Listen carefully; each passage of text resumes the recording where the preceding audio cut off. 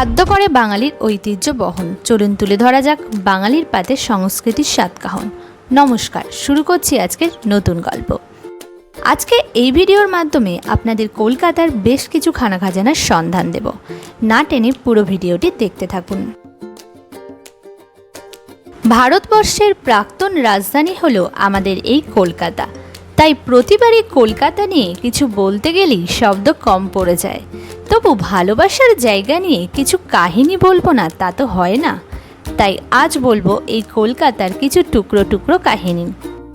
প্রথমে বলবো কালীঘাট মন্দির নিয়ে। হিন্দু ধর্মের 51 সতীপীঠগুলোর মধ্যে অন্যতম হলো কালীঘাট। পুরাণ মতে আর লোকমুখে জানা যায় এখানে দেবীর ডান পায়ে 4টি আঙুল পড়েছিল। যদিও এ নিয়ে নানান মতপার্থক্য রয়েছে। আবার কেউ কেউ বলে একটি আঙুল পড়েছিল। তবে যাই হোক, এই স্থান কিন্তু বারাণসীর সমতুল্য। কবি ভরতচন্দ্রের লেখাতেও এই স্থানের উল্লেখ পাওয়া যায়। ঐতিহাসিকদের মতে ধারণা করা হয় প্রায় 200 বছর আগে গ্রিক দার্শনিক টলেমি ভারত বর্ণনাতেও যে কালীগ্রামের কথা উল্লেখ রয়েছে সেটি এই কালীঘাট। তাহলে বুঝতেই পারছেন কলকাতার বয়স কত পুরানো। এবার আসি রসগোল্লাতে।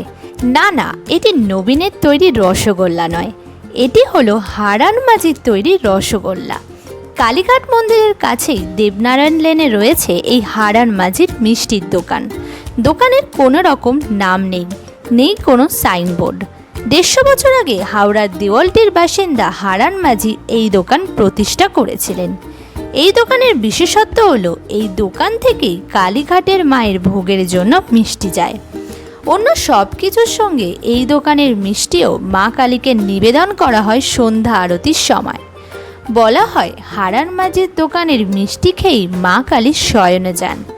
এই হারান মাঝির দোকানের আরেকটি বিশেষত্ব, এখানে পাওয়া যায় এক বিশেষ ধরনের মিষ্টি। মিষ্টিটির আসল নাম ক্ষীরমোহন, কিন্তু মানুষ এত কঠিন নামে অভ্যস্ত নন, কাজেই সহজ একটি নাম দেয়, যেটি হলো চ্যাপ্টা রসগোল্লা। তবে এই কালীঘাট ঘেঁষেই আরও একটি বহুল প্রচলিত জায়গা রয়েছে, যেটি হলো মেইন সিভার রোড। কি বোঝা গেল না তো কোন জায়গা?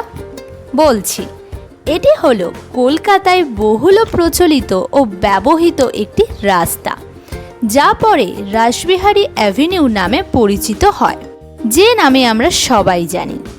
এই রাসবিহারী মোড়টা পেরিয়ে চেতলার অভিমুখে ঠিক 2 মিনিট হাঁটলেই পাবেন আরও একটি খানা খাজানার সন্ধান, যেটির নাম হলো বচ্চন ধাবা।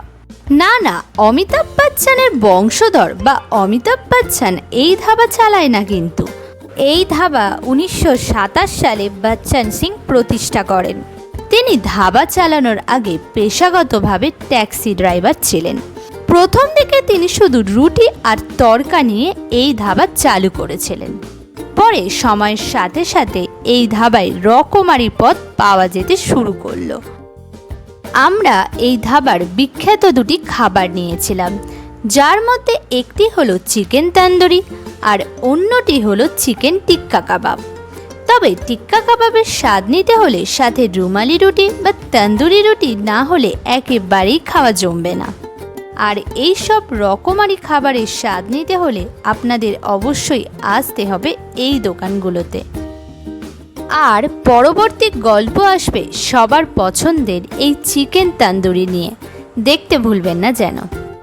আজকের গল্প এই পর্যন্ত। এরকম নিত্য নতুন গল্প শুনতে আমাদের চ্যানেলকে লাইক, কমেন্ট, শেয়ার, সাবস্ক্রাইব করে আমাদের পাশে থাকার অনুরোধ রইল। ধন্যবাদ।